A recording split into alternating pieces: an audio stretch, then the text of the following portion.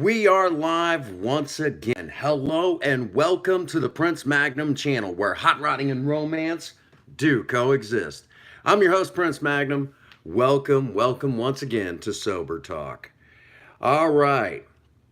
As the title would suggest, we're talking about my very first sponsor in Alcoholics Anonymous.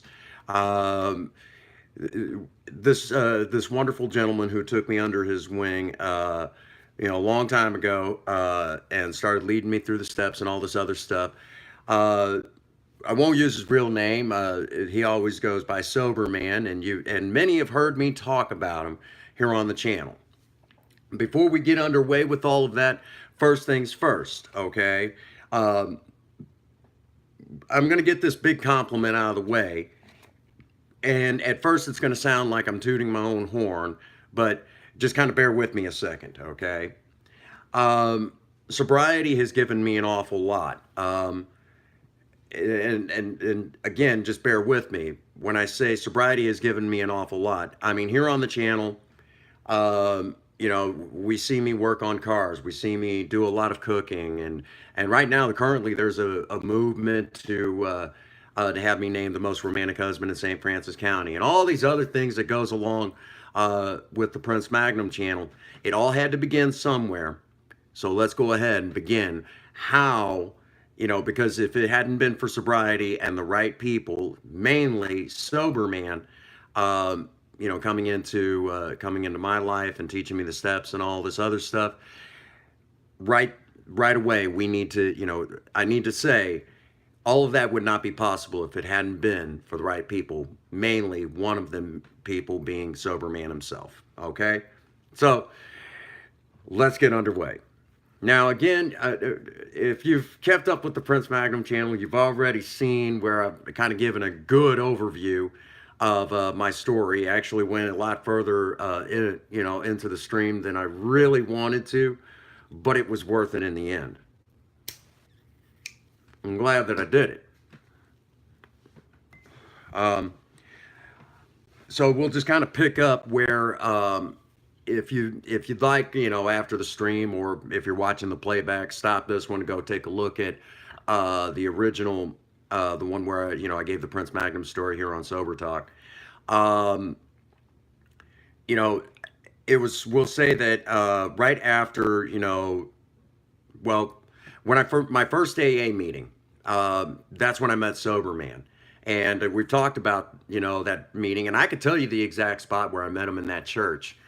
Trinity Lutheran, right over in Park Hills, Missouri. If you, nice church, beautiful place. But I can even, to this day, point out the exact spot where I was when I asked Soberman to sponsor me. And of course, the greatest mystery of that night is the book that we signed. Him and I still, every now and again, we talk about that one. But here's some of the details that you all didn't know about. I haven't talked about this. Again, Soberman had actually thought that he actually thought for at least a brief time that I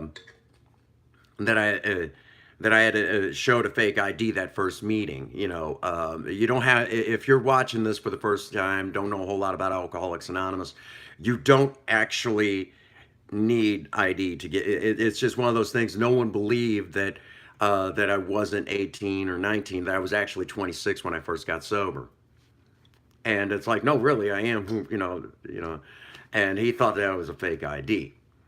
And that's been a comical joke between him and I all these years, okay? Now, that being said, he told me call him every day, call him every day. So that's what I did. I called him every day. And what ended up happening was the first couple, I went in on a Friday, so I called him Saturday. I was actually doing work, but I called him, talked to him for a little while. And when we talked, it seemed like he was just kind of giving me a general overview. And he explained later on why he gave a general overview. Then the next day, it was the same thing. This was Sunday. Come Monday, it was kind of the same thing. I'd listen to him and I'm like, he's just kind of almost saying the same stuff, but okay, whatever. So I went to the meeting Tuesday, and it was my second meeting. Um, and it was a good, it was my first, time at the noon topic group. And of all the things, he was there, and his car was in the shop, and he'd gotten a ride there. Well, after the meeting, I was like, well, let me, you're sponsoring me. Let me take you home. We made a couple of stops, got him home and everything, and I was actually due at work that day. And that was when the day that he asked me, why'd you, ask me to sponsor you? And I gave the answer that I did, and we sat down and started looking into the big book. Um, he had me, and again, I'm gonna say, even though I'd already, just been to two AA meetings that day, um, well, by that time, that was my real introduction to Alcoholics Anonymous. As a matter of fact, if Soberman ever watches this, which I got a funny feeling he might, um, my original big book that we sat down with and worked the steps out of, I've had it all these years, and you could still see all the pages that I've marked up. I mean,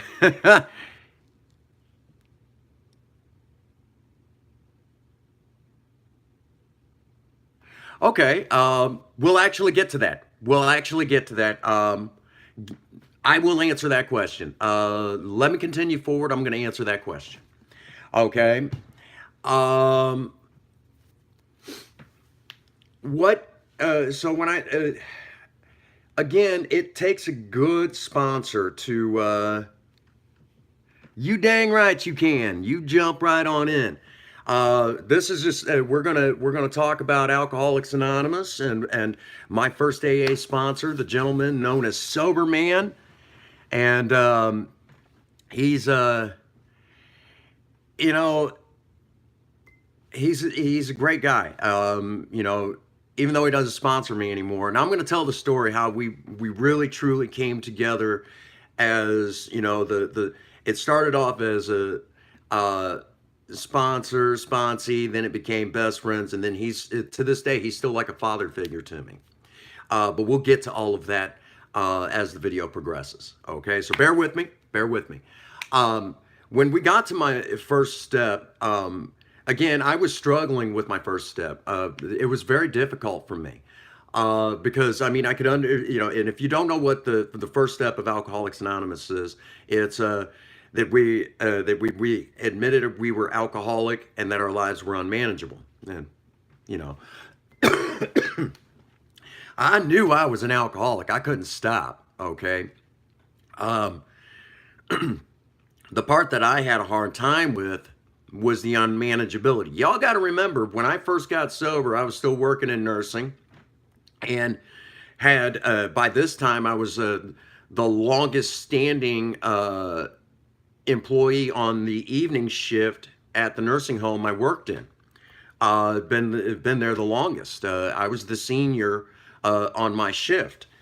To go along with that, I still had the I still had a pretty cool car. I drove a 1977 Oldsmobile Delta 88 that, even though it didn't look like much on the outside and on the interior, this thing was set up nice. There was a lot of money tied up into it.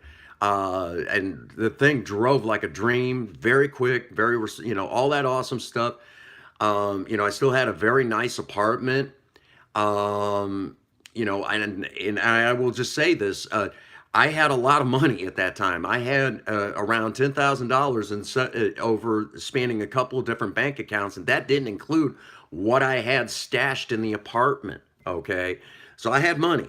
Okay, uh, it is rumored, and I'm not sure how accurate, but uh, at one point in time, I was here in St. Francis County. I could have quite possibly been the wealthiest certified med tech in our area. It's a distinct possibility. Okay, now I was good with money. Um, that sort of thing. So I didn't see the unmanageability. Okay. It was Soberman that said, "Can your family stand you?" I'm like, no, no, they can't. He said, "There's where you can build on." So I got that. Okay. And he understood even by that point, even early on, he understood. And let me say right now, a sponsor that can spot these things right away, and just pick up on these things right away, that shows some serious experience. By the time he started sponsoring me, he had 15 years sober, so it was amazing. He knew what he was talking about. Okay.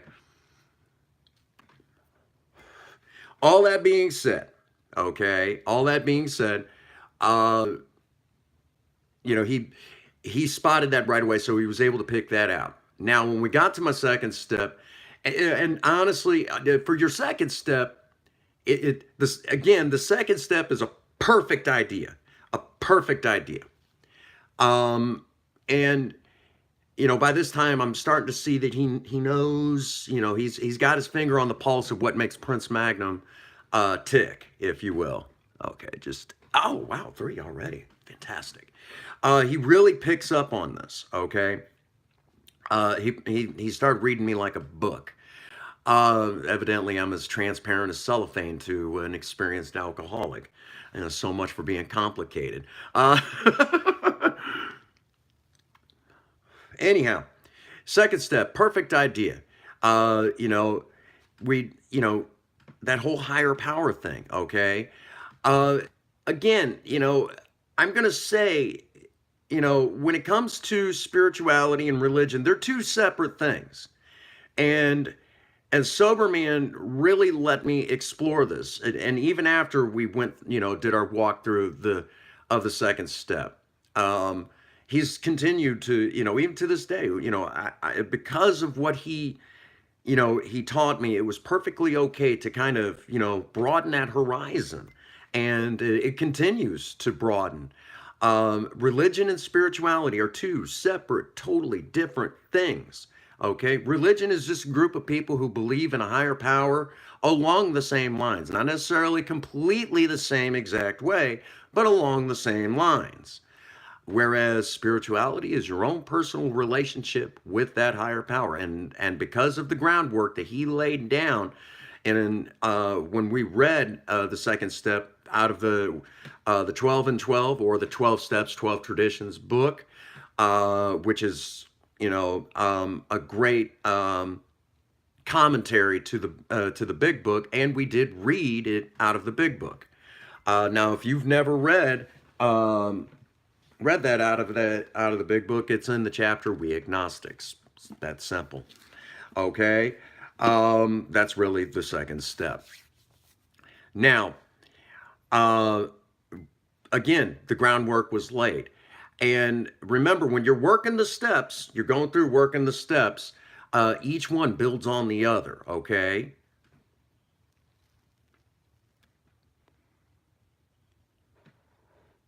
Exactly, exactly. Dead on perfect. Dead on perfect. Um, each one of us will have, due to our upbringing or maybe things that we learned in certain spiritual gathering places like church, we gain a concept. And let me say right now that what you will get when you continue to work the steps is not always what you started with, but what you have right now is oftentimes more than enough to build on. If you don't believe in God, that's still totally fine. There's plenty of room to fit through that gap, if you will. Okay, it's not that big of a deal. All right. And my suggestion is, if you're an alcoholic, an addict, and you're a member of AA or even NA, whatever the case may be, just pick up the book and read. Okay. And grab a sponsor. Okay. Grab a sponsor, someone that can show you. And you believe it or not, I've met atheists in Alcoholics Anonymous. I've met Muslims, pagans, Christians of all sizes and shapes. Okay, and we all seem to fit through just fine. Okay, so second step, not that big of a deal. Now the third step, And as uh, Mrs. Soberman or Sober Woman likes to say, it's definitely Soberman and Prince Magnum's favorite step. Okay, and there's a reason for it because someone just brought up the third step, and they're kind of let me tell you right now, okay? And I joke about this, and I'll tell the joke, but then I'll give the inside track, okay? What Soberman did was we sat down in his living room, and I was sitting on the sober couch, which the sober couch no longer exists. Doggone it! There's stories behind that. Um, I sat down on the sober couch, and we read page 60 to 63. Uh, you remember the couch. You remember the couch. For the record, right now, for those who might be here in the live stream or you're watching the playback, uh, Mrs. Soberman herself, Soberman's wife, is actually joining us right now. And she knows many of these stories, okay? She knows, it's safe to say she probably knows every last one of these stories. You know, or at least bits and pieces of it. So let me say right now, um, it's an absolute honor to have her watching the live stream right now, because she always knew at least one half. Now she's going to get the inside track, the other side, I guess you could say, of these stories. Okay, but we sat down and we started doing the third step. We read it from page 60 to 63 in the big book. Soberman did also suggest that I go ahead and read it out of the 12 and 12, or the 12 steps, 12 traditions. But for the most part, the 12 and 12 was kind of on my own. But the one that I needed to really focus on was page 60 to 63. And we read it together, and then he then kind of turns me loose and lets me kind of do it on my, I had to read it once a day for 2 weeks straight. And if I missed a day, I had to start all over again on the 2 week process. And I joke about this in meetings, and I'll say, and you heard me do it on the live stream where I was telling the Prince Magnum story, and I felt it was so important to do it that way, and I'll do it again. And, what I did was, uh, when he said this, my initial reaction was like, "Dude, what the," And I'm like, "You mean to tell me I got to read the man?" And this was the first time I wanted to revolt. And the joke goes, Soberman had me read page 60 to 63 once a day, and if I missed a day, I had to start all over again. Let me repeat that. Soberman had me read page 60 to 63 once a day for 2 weeks straight, and if I missed a day, I had to start all over again. Mean old sponsors. Anyhow, that's the joke. But the reality of it is I'm like, this makes no sense until I started reading it. Remember, folks, even though I wanted to revolt and I wanted to argue, and I'm like, this makes no sense and things like that, I went ahead and did it anyways, okay? You all have to remember, the cloth that I was cut from that gives me the head full of bad wiring that makes me an alcoholic, you don't tell me what to do, I do what I want, that sort of attitude and things like that. So that whole attitude, this was one of the very first times I actually went against what I was like before. Okay, so for me, this was totally new. This was new ground. Okay, very unusual for me. Okay, very bizarre. So this was a new experience. So I did. And I remember many, many times I would read it 2 and 3 times a day, and I would talk to him about what I was picking up from it. Okay. And, kind of, so because I wanted him to know I really was doing it. I was doing the work, and that sort of thing. So before I knew it, what I was getting out of it was that on one hand I had good attributes, on the other hand I had bad, and the bad was kind of tied into what the big book likes to call character defects. More religious types might call it, might start talking about the seven deadly sins and things like that. Again, since this is talk about Alcoholics Anonymous, let's keep it.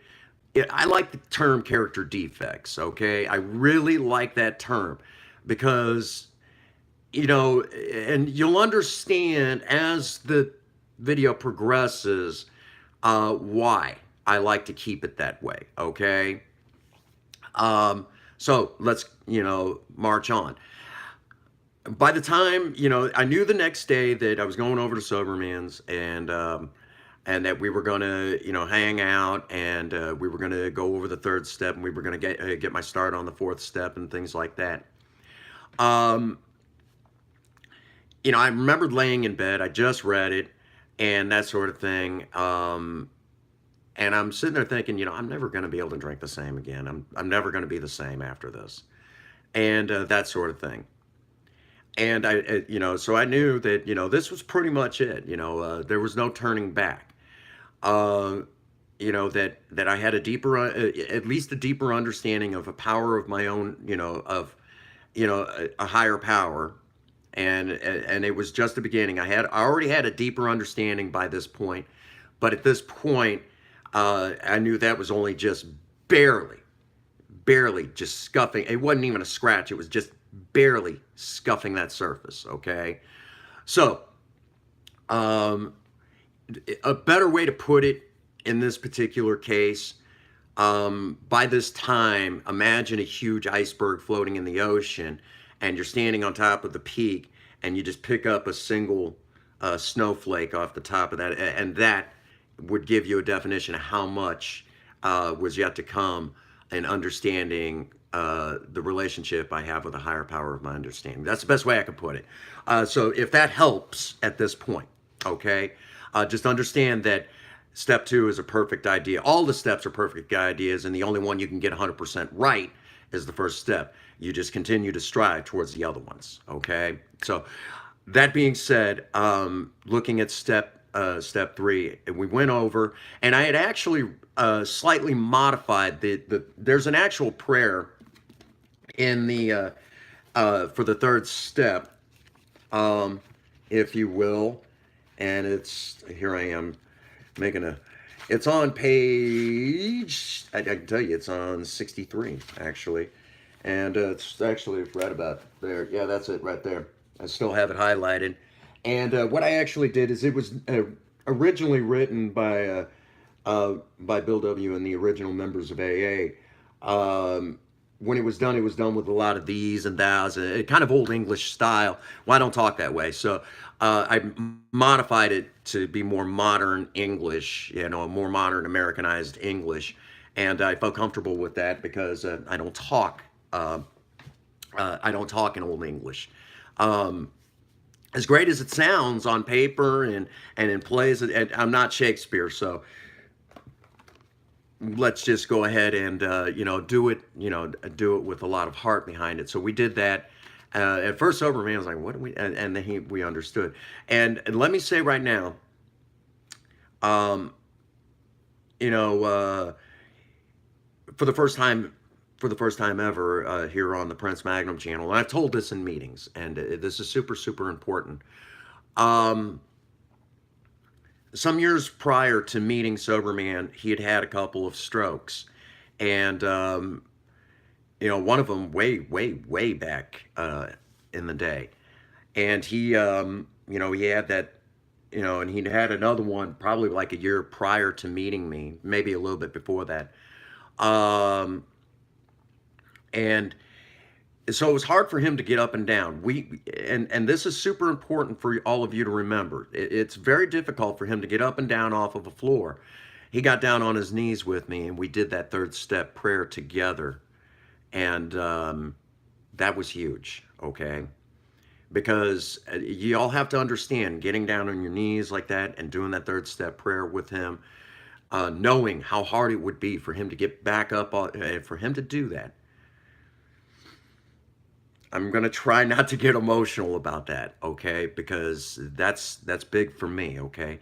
It to me, and it may not sound like a whole lot to a lot of people, but I'm starting to get emotional, okay? Up to that point, I didn't think I was worth anything, okay? After all the bad stuff I did, all the horrible things that brought me to the program, he thought I was at least worth that much, knowing how hard it would be for him to get back up off the floor, knowing that he still thought that I was worth that much. And to this day, that probably I don't think he ever truly understands how doggone important that meant to me. Um, you know, yeah, that's big. Um, Now, after that, it's time to move on to the fourth step. And let me say right now, okay, if you do a good, thorough third step, the fourth step is a breeze, okay? I won't give any more detail than that, all right? I'll just say, if you do a good, solid third step, fourth step's a breeze, okay? Trust me on this one.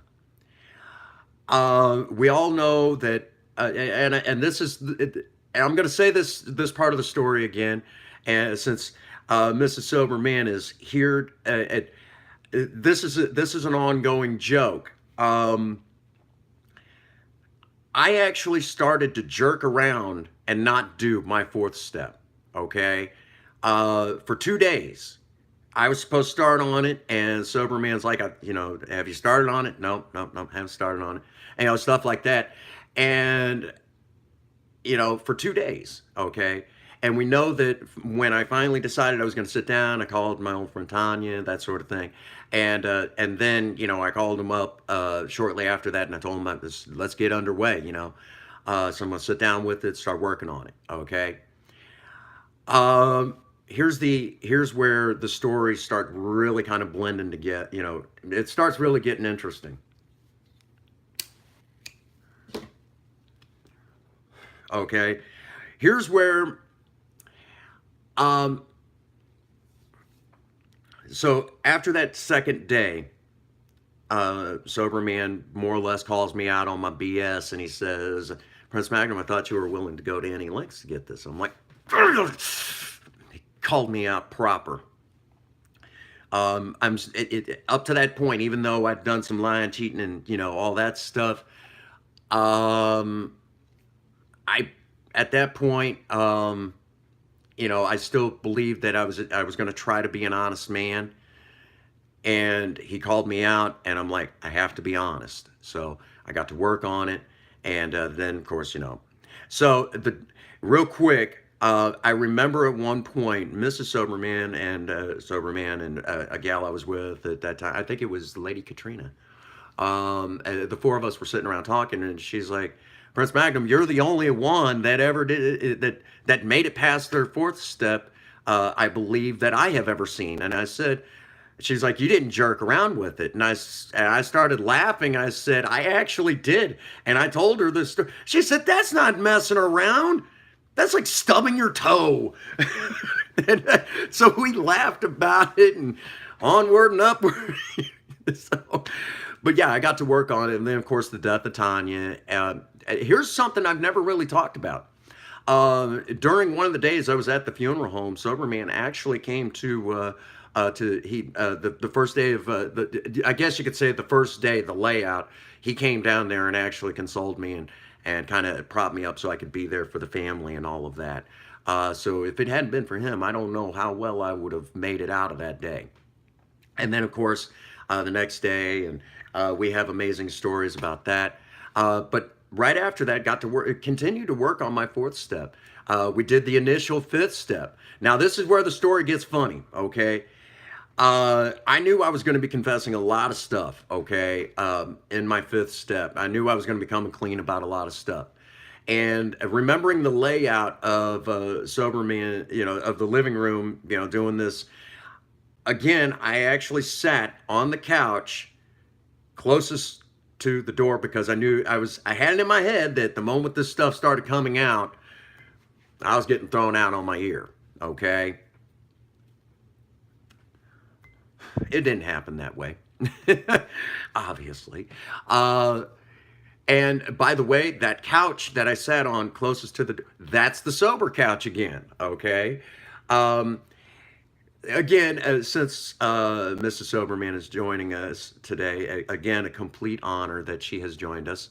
And I know later on, Soberman will probably get to see this himself. Um, the sober couch is the couch that I did all. Well, I appreciate that. The sober couch is the couch that I did all of my steps on. Okay, I did all of my steps on that couch. So for those who do not know, that's why it's called the sober couch. And the first time I sat down in their living room, that was the couch I sat on. So that's how it got its name. And by the way, I'm actually the one that came up with that. Interesting stuff. Okay. Now, that also being said, we did it, and he wanted me to kind of go into a little bit more detail. So I guess you could say I kind of had to backtrack into my fourth step, but I did it again, and then got through, and it did kind of a modified fifth step. It was just building on that. We went through the sixth step, and about this time, Soberman and his wonderful wife, Mrs. Soberman, were having some problems. I'm not going to. It was kind of a mixed up deal. And even to this day, I don't even fully know all the details, and it's really none of my beeswax. I just know they were having some problems and kind of took some time off and that sort of thing. Now, during this time is when Soberman and I moved from just sponsee to best friends, okay?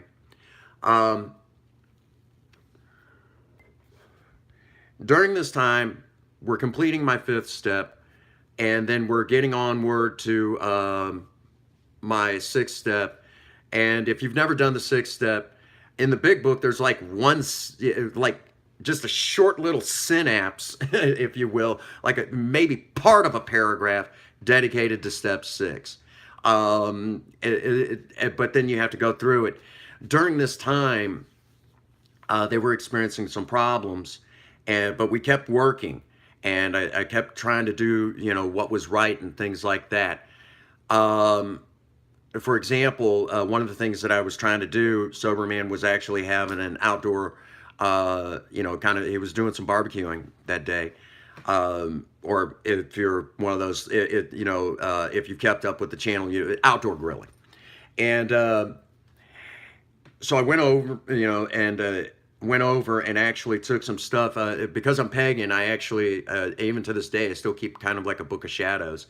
Or a grimoire, or whatever you want to call it, kind of like things that I pick up in my beliefs and kind of write it down and makes its way in there. We had some really kind of awful, nasty stuff, and we actually burned them on the grill that day, and together, and it was like that, and even though he's Christian, he took into account all of my beliefs. So again, that wonderful, amazing. But as they were going through as Soberman and Mrs. Soberman were going through their problems and trying to work out how they were going to get through all of that, what ended up happening was at one point, Soberman actually says to me, he says, Prince Magnum, as we work the steps together, through these tough times, he said it gives me hope, and he said sometimes it's the only thing that keeps me going right now, and so I'm like, well, that was all I needed to hear, okay, because by this time he'd already instilled into me that, as a matter of fact, one of the things he'd already told me by my third step was, we're to help other alcoholics, but I don't want you to stop there. I want you to help as many other people as you possibly can. Okay, we can be a benefit to not just alcoholics, but to everyone. And he had already instilled that into me. So when I heard him say this, I'm like, well, this man's been leading me hardcore through the steps. And I'm starting to feel better about life. I don't want to die, you know. I got to do something. Yeah, so this is, so you've all heard me say that it took me 4 months and 1 week to get through the initial walk through the steps. This is why. This is the real truth, okay? I'm really coming clean about this right now during this time. And because it's like, well, if this is what makes him feel better, I got to do something. I got to do something. And believe me when I say, this is what drove me. We went through, the 6th step, 7th step was very fast. I mean, it was a whirlwind. And during this process, I was somewhere in this Soberman, because of the strokes he's had, he has kind of like this this thing in his abdomen about the size of a hockey puck that supplies his body with a medication that non-narcotic, obviously, but it relieves a lot of pain. Okay, and I forget the medicine that's in it, and I actually knew a great deal about that particular medicine because of my medical background. But in the process of this, we had to go up to St. Louis, to St. Louis University. And he was going to try to get his pump refilled, didn't have insurance, and you can imagine how this goes. But I came over, we jumped in the car, and we take off. And we're going up there, we're listening to Kiss music, and even songs that we didn't even like by Kiss. We knew all the words, okay? And we're actually singing the songs and, singing along with the lyrics. It was a great time, great time. And this is one of my favorite stories to tell about, okay? We get up there, and basically, bad news, they're not gonna do it. They're just gonna give them the pills, which evidently does not settle too well with them. And it did get difficult for a while, but we got through that. So we're back in the car. They didn't refill the pump, and we decided to, start heading home. We're bummed out. I mean, he's not in a good place. I'm upset, and we're on our way home. And of all the things, he's very upset, and we started talking. And I remember at some point, what can I do to help you get over this? And somehow, from that one question, we ended up kind of about halfway. About halfway, we ended up talking, and then before you knew it, we ended up having on the last leg home. I guess you could say halfway home, we ended up having more fun on that last half of the trip home than we did on the way up. It was amazing. And in the process of that, I ended up realizing a couple of different things. Number one, I had more in common with Soberman than I could have ever have imagined. Like it was written in the stars somewhere. And the other thing that I learned was, thank God we were both sober when we met, because we probably would have gotten our asses thrown in jail because we're that much alike. We probably would have gotten in a lot of trouble together. Both of us instigating each other. Oh man, thank God. Man, oh man, we would have gotten in a lot of trouble. Anyhow, all that being said, so we continued to kind of get through this stuff. And Soberman was really watching me grow at this point. I was learning a lot. In many ways, yes, I am. Oh man. And we went all the way through, got to where I was on my 12th step. I mean, he watched me. It was a whirlwind. I mean, every step of the way, and I remember him telling me later that when he was talking to his sponsor, good old Jim, he's like, I can't believe this. He was telling me, he's like, this guy just moves he's like, I've never seen such drive. Well, again, two things. One, I'm notorious for just running ahead till I slam into something, which I've never really heard of anyone. You know, if you work the steps true to their nature, I I don't know of any way to really run into a wall, or at least not that I've ever seen completely. Especially if you've got a good solid sponsor, uh, which thankfully I did. And the other is that again, he was going through these trying times, and when he said that, that it was the thing that kept him going, us working together. Believe me when I say that was all it took, because we were already by that time moving through pretty quickly. But when I heard that, it was like someone had just, if you will, back to my car analogies. It was like someone had just flipped a toggle switch and engaged the nitrous oxide at that point, you know. So that's the best way I could put it. We got through it, and by this time we had become, we were the best of friends. And of course, Mrs.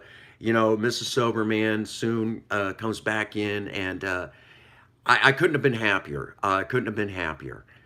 She was, seeing her come back, seeing the two of them together. I couldn't have. It was amazing. And again, we went.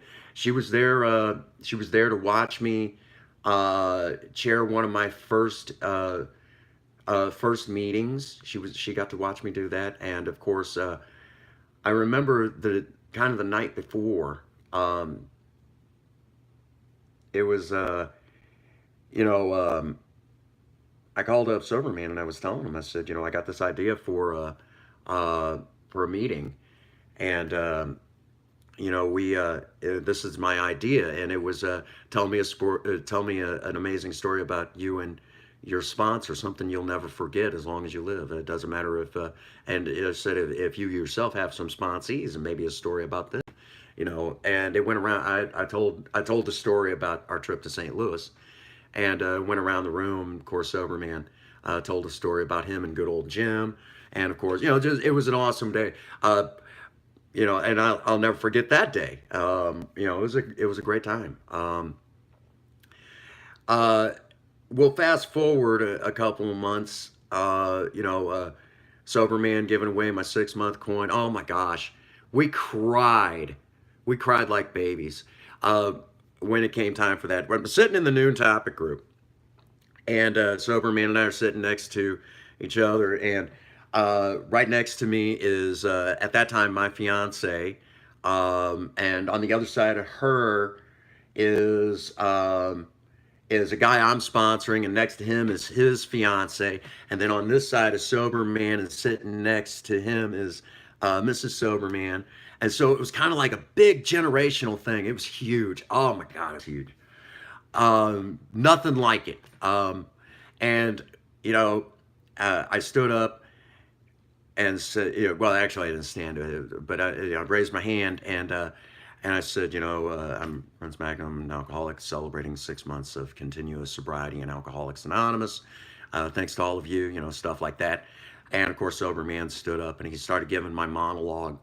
Started giving me the monologue, that I'd worked my steps, I was sponsoring people, and things like that. And and as he's doing his monologue, I mean, I burst into tears. He burst into tears with me. I mean, you'd swear to God that he was pulling, that had just been pulled from some horrible accident, and he was showing up, and like I was his son, being pulled from this accident, and I was going to be okay and everything. And you'd swear it looked just like that. We ended up hugging, and I mean, there wasn't a dry eye, I don't believe, in that room. And many people that day, except for a couple old timers that wanted to, keep us on track and try to keep me humble. And thank God for him. We cried a lot that day. Believe me, I was pulled from the depths of hell. Um, and again, I'm crying my eyes out, and again, there wasn't a dry eye in the room. And many people have actually said during that meeting that that we were the inspiration for them to seek out a sponsor, and then of course they were getting long-term sobriety. So it was amazing, um, that sort of thing. I don't think I'll ever forget the feeling I had in that room at that point in time. I never, in all my years, I never honestly thought that that a guy, at that point, I never knew that a guy with 6 months with his sponsor could make that much of a difference. I really didn't know. Well, 7 months rolls along, and we've all heard me say the line here on the channel. That's when I started using old Floyd's line. And for the record, again, it was Soberman that was telling me about it. And I'm like, you think old Floyd might? He said, I think he'd get a big kick out of it. And it was huge. And old Soberman actually has said, over the years, he said that's the line you'll be known for. Probably, if you're buried, that it'll be on your tombstone. Um, and he even said, I've even tried to say it. I guess because I know how old Floyd says it, I don't think I could get it to fit. Um, but you say it with your own eloquence, it just works. He's like, Soberman had this amazing way. All the years, he always had this amazing way of he. Again, I have a big ego, and when I got sober, it was the size of Godzilla. Now we're down to about the size of the Empire State Building. But he also knows that those that have the biggest ego usually also has the biggest issues. They hate themselves the most. That the ego is just what masks the fact that they hate themselves the most. He knew that, so he knew how to deflate the ego just enough. But he also knew how to build me up. Again, good solid sponsorship, and he had this amazing way of doing it. And so he knew where to build me up and where to tear me down, and just amazing sponsorship. So I started doing it at about 7 months sober, and again, it's the line that'll be pinned to me from now till the end of time, probably, and that sort of thing. And for years, we also talked about going to see old Floyd, but it never quite happened that way. For the record, when Floyd passed away, one of his kids came to a meeting and was telling us about it. And of course, when he heard my line, he came up after the meeting and thanked me for it. And of course, I had to tell Soberman about it later, and just broke everybody's heart. Broke everybody's heart. For the record, I know this live stream is going to go way longer than I usually go, but there's a lot of stories that Soberman and I shared together. I remember at 8 months, calling up Soberman and saying, it just seems like right now, that 6 month sobriety birthday, I said, I feel like the party's still going on, man. I said, is there something wrong with this? Is there, he's like, ride the wave, man. Just ride the wave. By this time, though, Soberman is, the only sponsee that's really kind of sticking around is me. The revolving door, if you know anything about being a sponsor, the revolving door just keeps on rolling. That's just one of the nasty things about it. So by this time, I'm the one that's kind of stuck around. And by this time, I'm, the joke that all of the sponsees, the ones that had been with them a while and that sort of thing, the ones that knew him the most, we actually had our own, we actually used to do impressions of him. Of course, every once in a while we'd show our impressions, and Mrs. Soberman's like, "That's him." She's like, I, by the way, for the record, I think I had the best one. I think I had the best one. And I'll go ahead and do this one now.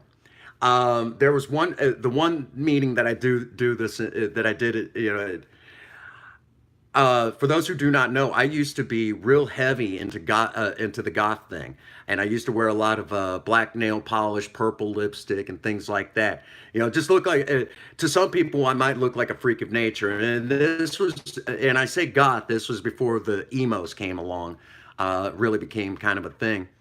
And I decided one meeting I was going to weird everyone out, and I was probably around 3 weeks sober. And for the record, the first time that Mrs. Soberman heard, well, seen this impression, I'm going to do it now, but this is where it came from that I did this impression of him. Uh, he's seen me in a meeting wearing black nail polish, purple lipstick, black trench coat, all black clothes, wearing a pentagram necklace, and I mean, everyone was like, it was great.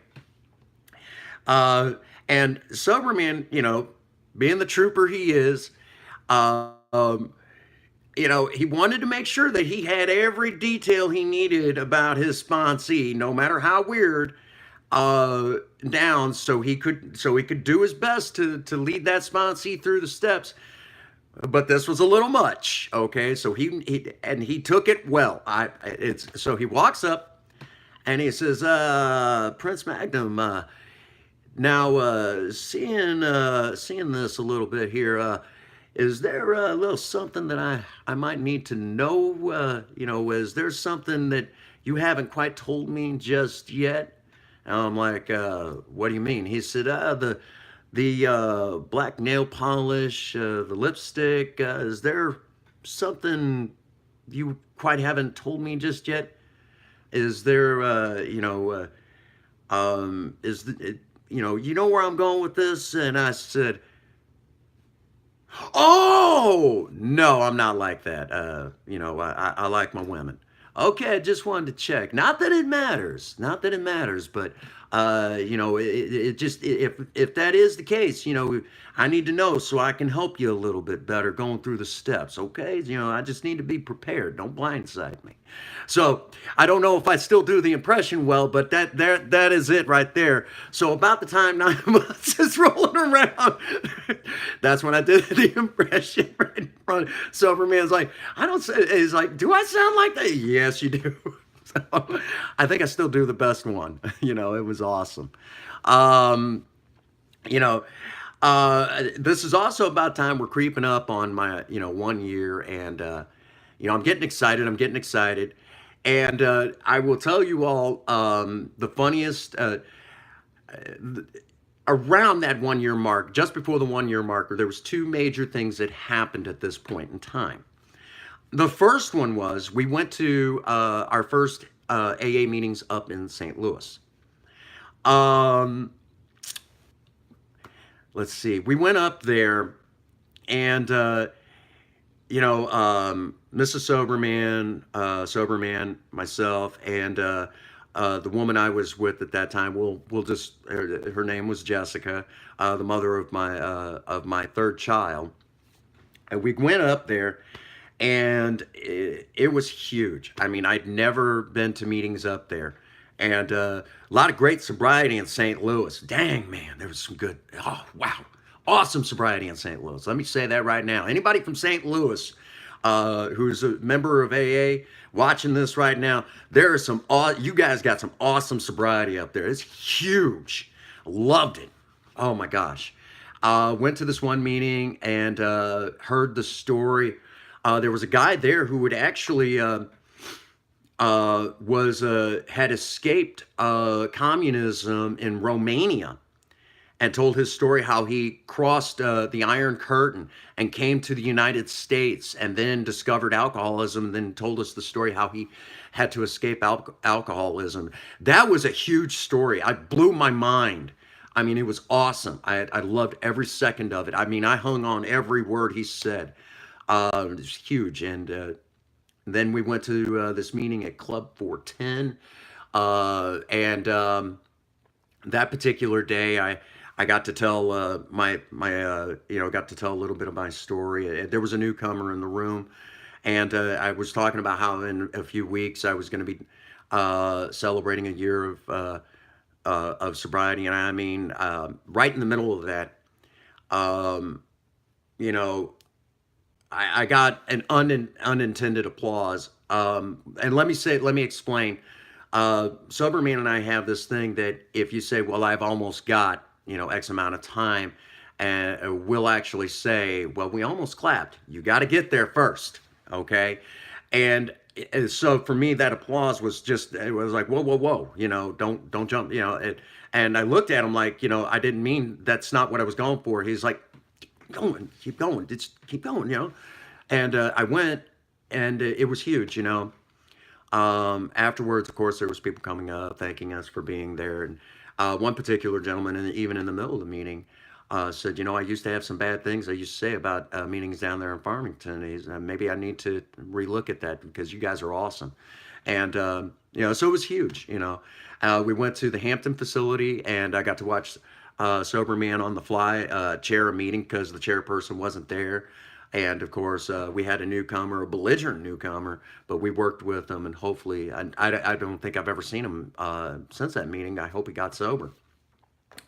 I hope he's okay. And maybe one day.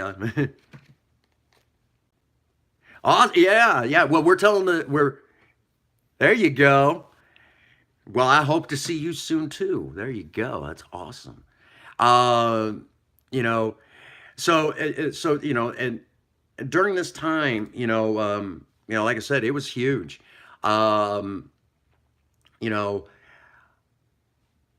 to go along with this, when I made the year, of course, again we cried, and Mrs. Soberman was there. She got to see me again. Great honor that she has been kind enough to join us during this live stream. That was huge, huge. It meant the world to me. Um, you know, to go along with that, right after that, actually about a month after that, I didn't know it at the time, but Jessica was already using a lot of drugs very heavily, and I was starting to run low on cash, and I'm like, where's the money going? I couldn't understand. I knew where it was going, but I was turning a blind eye. And at this time, we decided to go to a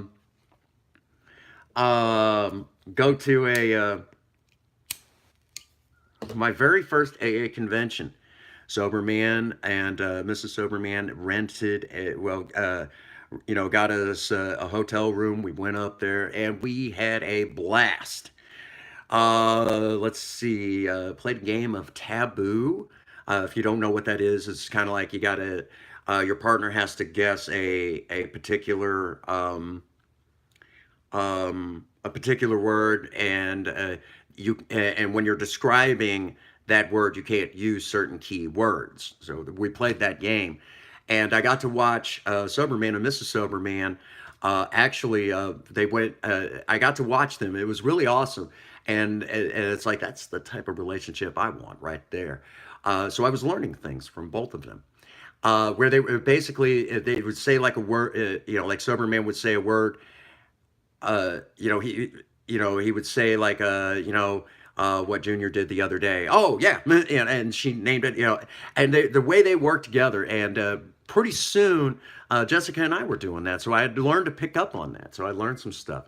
I also learned that Soberman and I do not make good partners for that, so it was interesting. Of course, there is another part of that story during that I'll have to save for another time, another place. But there's another detail to that story that I will not tell on the Prince Magnum channel because I know Soberman and Mrs. Soberman would be shocked at this one, but we'll leave that one for another time. But also during this story, um, we got to if you've never been to a convention, they have what they call this countdown, and it's awesome. You've never experienced this, huge. They started with the people who had the longest amount of sobriety. And I think they were like in their 60s, 60 something years of sobriety. Um, and then they started counting down from there. Who has, and that's where it started. Come to find out, the two people like, they got their start back in like the 40s or something. One of them was even in a wheelchair. But then they started, and started counting down for every year. Uh, and when it got to Soberman, who at that time was already celebrating 16 years, of course, I'm like, woo, he stood up, woo, that sort of thing. And then when it got down to, 1 year, which at that time I had, uh, I mean, when I stood up, sober man started beating on his metal chair. In all honesty, I think everybody in that doggone auditorium probably heard him the loudest over everybody. I think everyone was sure to hear him because I mean he was so proud of me. And by this time, anytime there was a meeting, or we did like all these all night meetings that during that convention. Every time I would talk, sober man always had this look on his face that it was like, that's my boy. And that's when I realized that by that time I had moved from um, where we were the best of friends to where he was like a father figure. I looked up to him. To this day, I still look up to him. I still do. Um, that being said, um, we we moved forward. Gosh, there's so many stories from from that convention. Oh my gosh, it's huge, huge. Um, Real quick, I actually the first we actually met an Al-Anon speaker there, and Mrs. Soberman wanted to hear her speak, and she had an amazing story. I went up to have her sign. I actually have. You've all seen my big print big book that has all these names in it and signatures and words of wisdom. Well, I took it up there. She was one of the first people to sign that book, and she asked how long I had had sober, and you know, uh, I said I've got over a year now, and she broke down into tears. Said my son is about your age, and I had given up hope, but you give me hope again, and we actually cried on each other's shoulders, and then sober man himself standing right behind me. She looks over and wiping tears from her eyes. She said, "I know that smile. You're the sponsor." And he's like, "Yes, I am." That he was so proud of me, and I had to ask him at a couple of points. I said, "How in the world do you say? How do you stay humble? When I know you're so proud of me." And he says, "Boy, he said it's not easy." He said, "It's not easy." He said, "Thank God for good old Jim." He said, "Because I don't know how in the world I could do it without him." So it just proves a point there.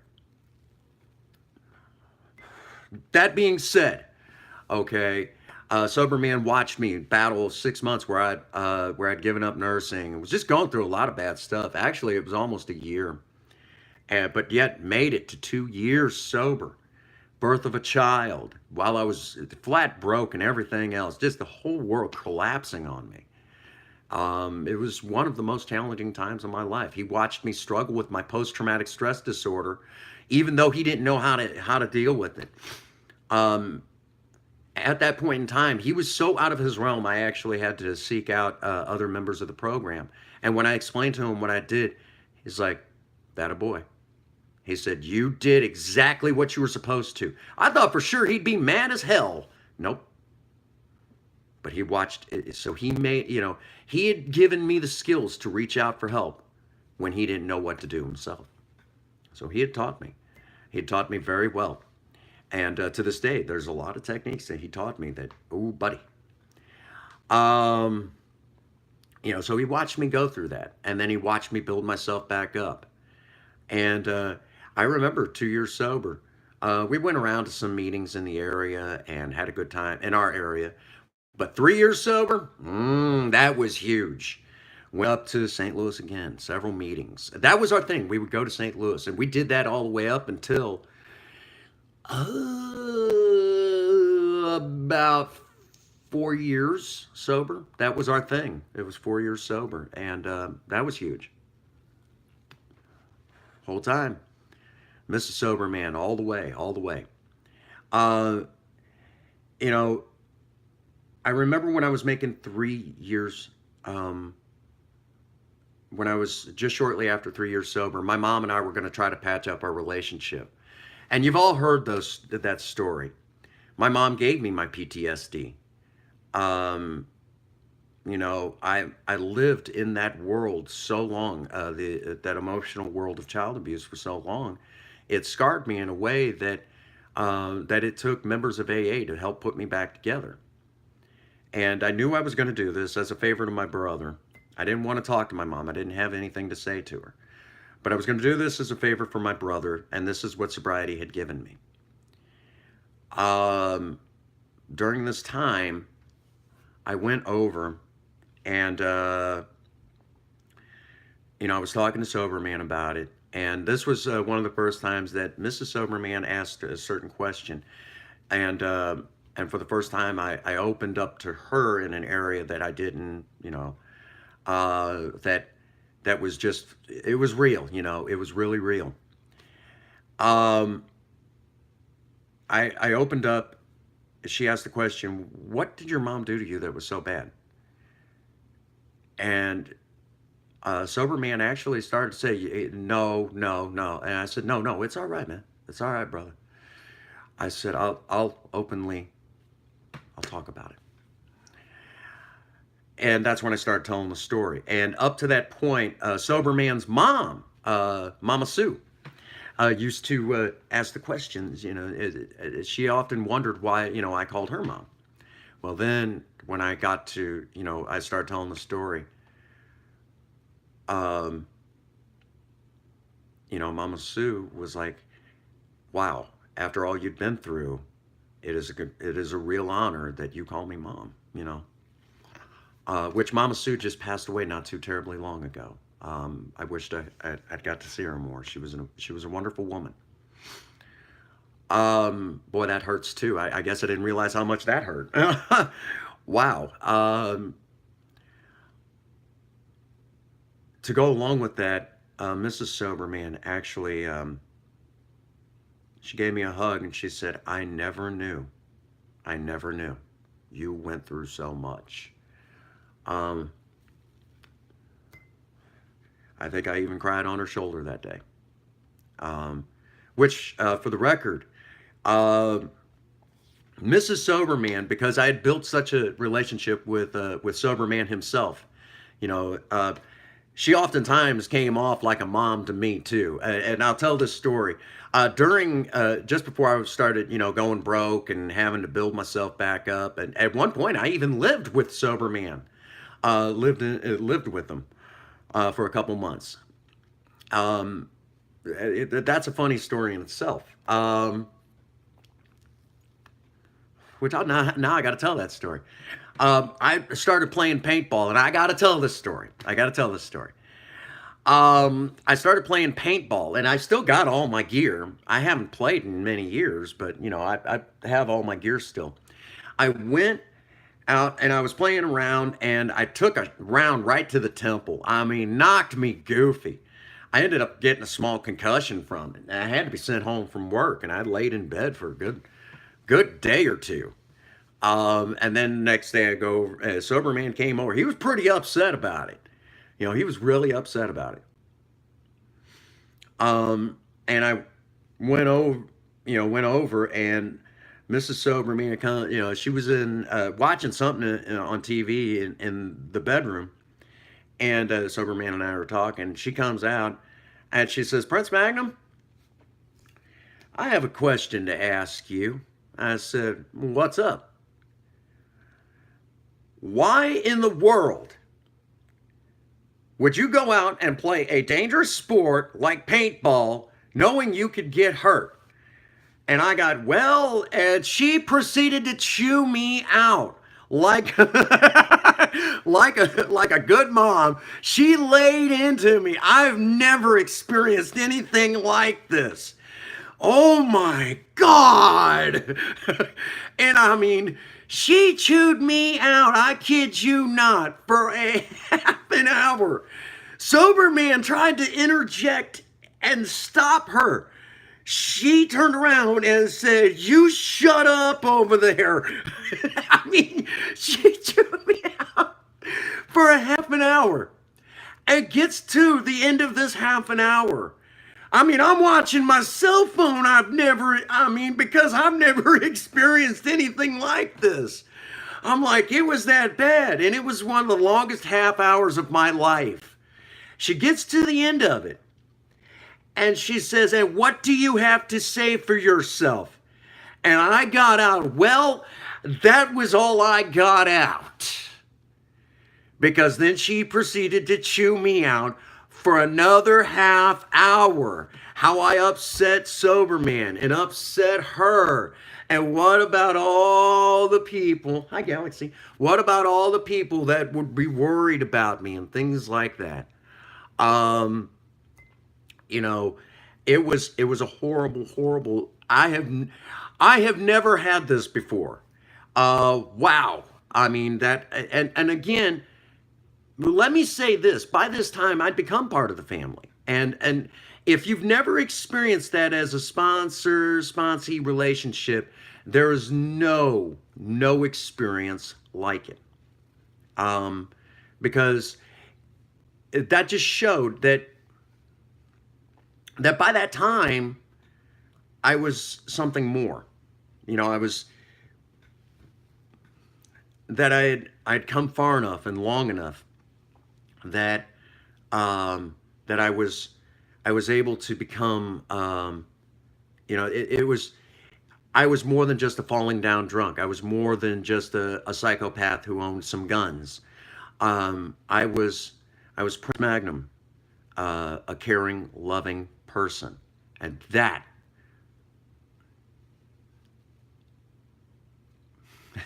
I'm gonna start crying if I keep talking. That's how huge it was. Okay, and despite getting my butt chewed on that bad, I mean, I'm surprised I didn't slide off the couch, off the sober couch, from this butt chewing, because I had no butt to sit on because it was chewed off for just this one thing. Hour of a severe butt chewing. That was messed up. I'd never experienced anything like that.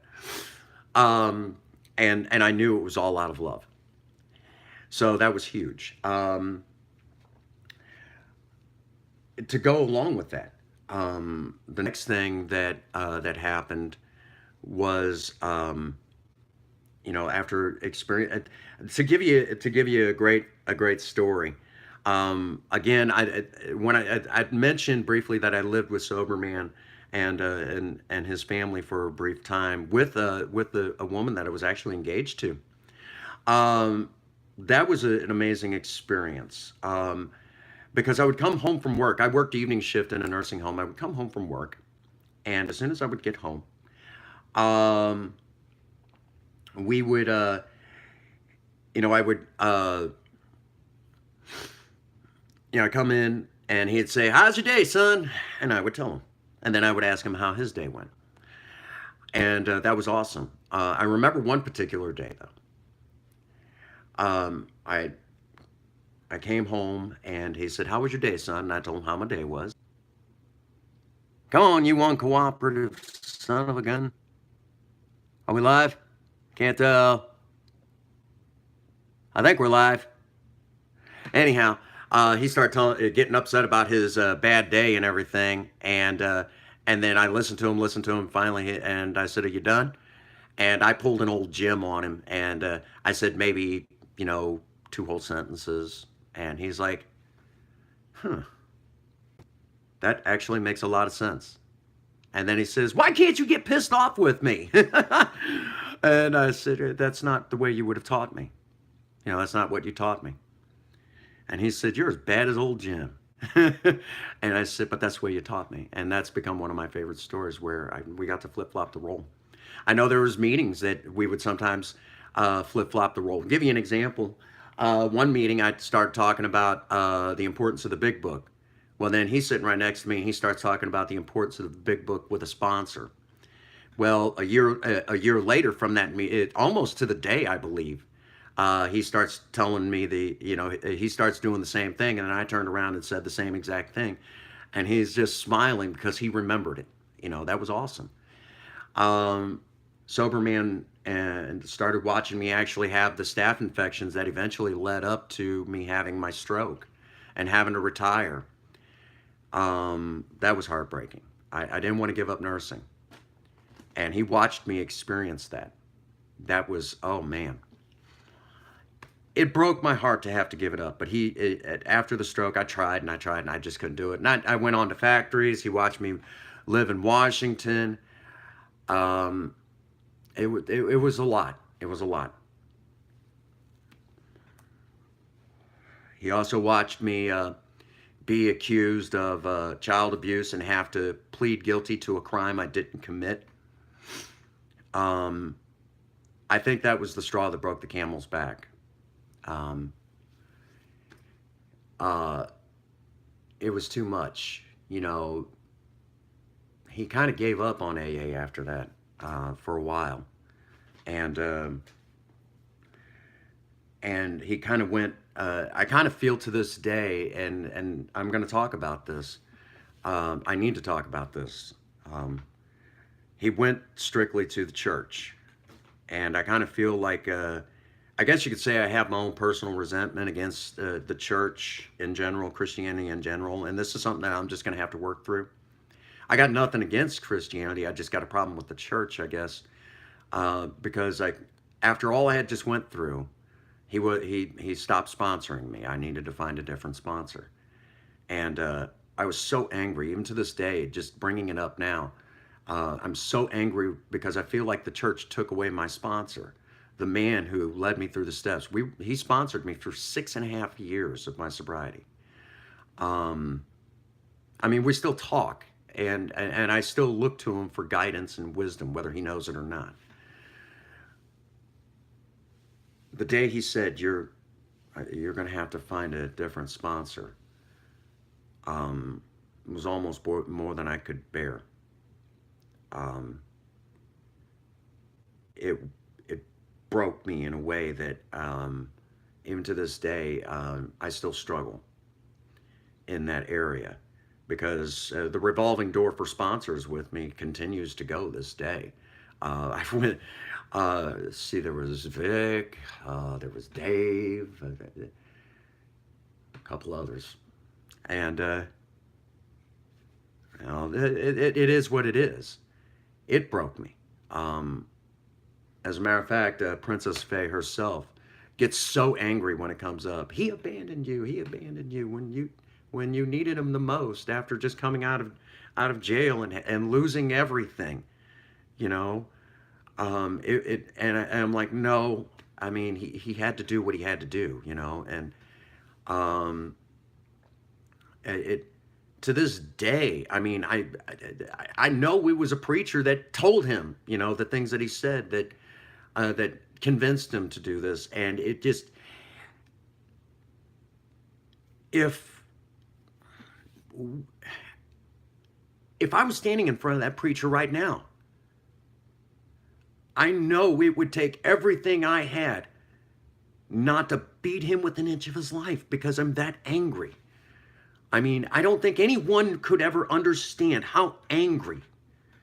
To this day, I mean, it technically could be, no, it is still full on anger. It's because to understand resentment, what is resentment? It's just frozen anger. No, this burns bright because I'm that angry with it. And when I have to come onto the Prince Magnum channel and bring up Christianity, I fight. I have to fight, to try to be fair to them because of this. And it's more than I can do. I mean, and so I'm actually openly saying this. It makes me so angry, because for the longest time, Soberman was kind of out of AA, and now he's coming back in for reasons that I will not talk about. I will not reveal, not even under torture. You'd have to kill me. I am sworn to secrecy on this, but he's back in, and I know that wherever meeting he is,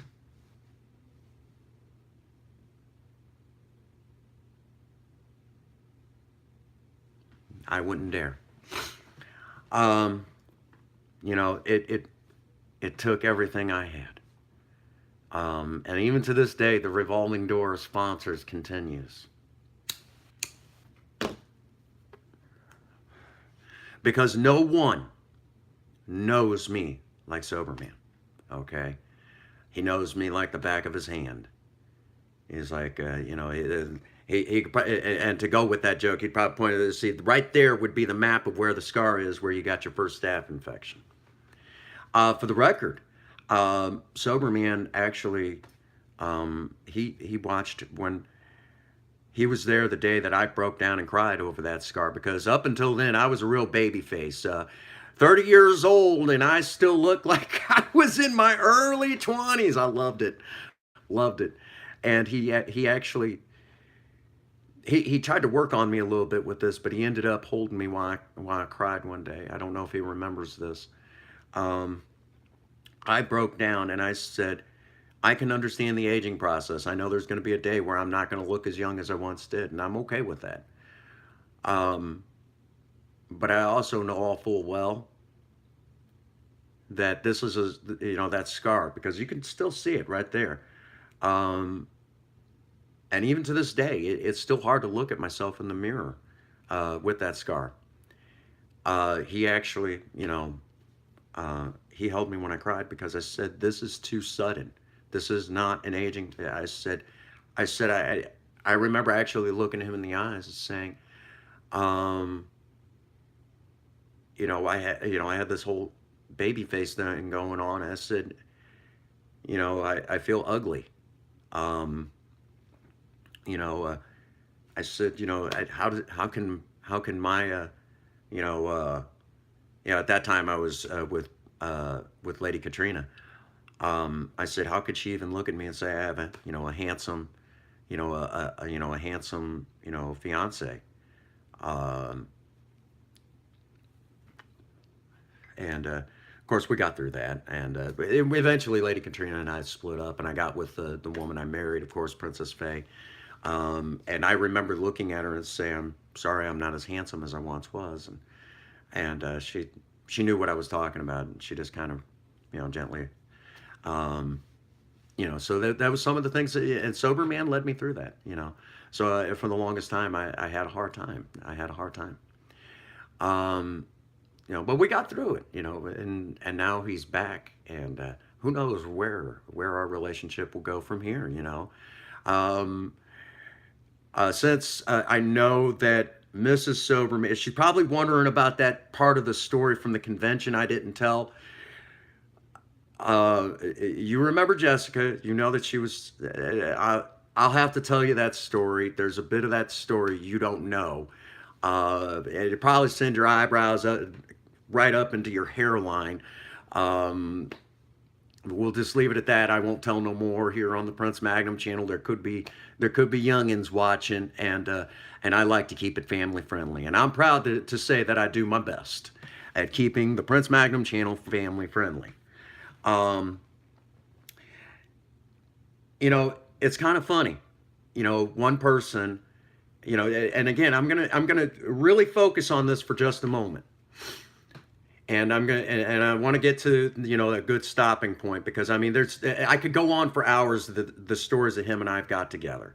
Like the time that his grandma was in the nursing home that I was in, and he got to watch me in action as a CNA CMT, and he's like, I don't know how to keep you small on this. And I said, all of my gifts as a member of the professional community was given to me by God. And he just smiled. He said, you're already doing it.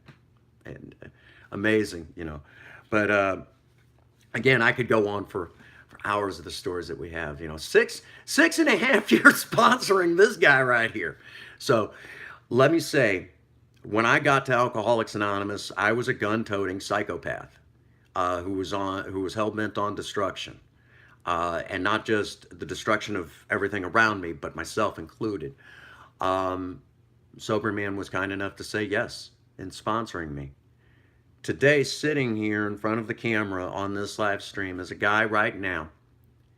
I've taken a 1975 Maverick and kind of made it the people's favorite hot rod of St. Francis County.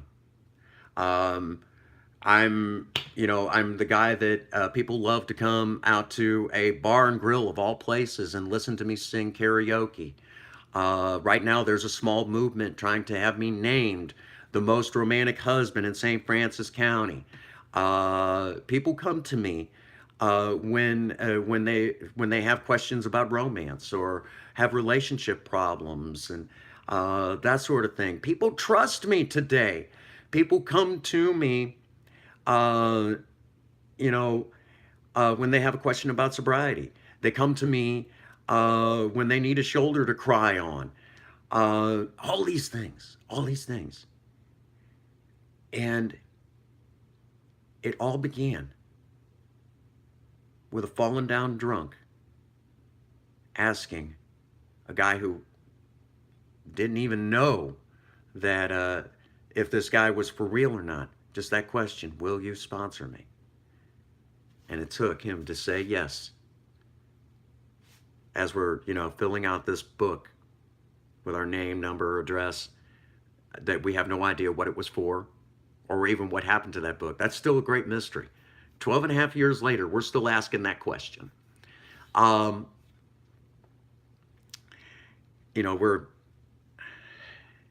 sitting before you is the end result of a man who was just gracious enough to say yes. And before you sits a man that is the product of a higher power that worked through him to create me. The personality you see sitting in front of this camera. If that isn't huge, to go from a fallen down drunk, a man who was ready to end it all, to what you see before you, if that isn't huge, I don't know what is. Okay? And I don't care if you're a religious person, a spiritual person, atheist, agnostic, it doesn't matter. Miracles do happen. They happen every day. And sitting here in front of this camera is one of them. I want to thank Soberman and Mrs. Soberman for the inspiration for this video. Their lives have touched mine, and because of their love and that sort of thing, making me part of their family and that and all that, I have managed to touch many around the world. The Prince Magnum channel has been viewed as far north as Canada and as remote as places like Nepal, which I didn't even know they had internet over there. I thought all they had was yaks. So I guess the Prince Magnum channel is being watched on the back of a yak. So Soberman, I know you're going to watch this. I hope you watch this. Let me say, when you said that I would touch lives, little did you know, right? And Sober Talk is my favorite one to do. Of all, let me say, actually, Surviving Romance is my favorite. Sober Talk is a definite. It's close. It could easily tie, but and of course, do-it-yourself budget hot rodding and a look into our past. In your face, it depends on the video. We just have fun here on the Prince Magnum channel. Love you too. Love you too. All right, let's go ahead and start winding this down. I won't do the usual follow me here and check out that there. I don't feel it's right at this point, but if you do, if you watch the other videos, you'll know where to find me and where to support me. But But I will say, go ahead and hit the like button and hit the subscribe button. And be sure to hit the bell icon. You'll be notified every time we upload a brand new video. Uh, also, also, and I know what you all are really used to me saying here on the Prince Magnum channel. For Sober Talk, I do change it up a little bit for you all because, and I like to end it. Now I'm going to go ahead and end it now, but I'm going to end it with the way that I do in AA meetings.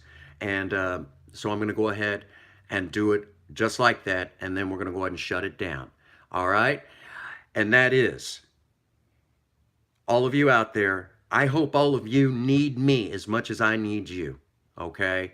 Because if you're as alcoholic as I am, you know that this is still a life and death situation.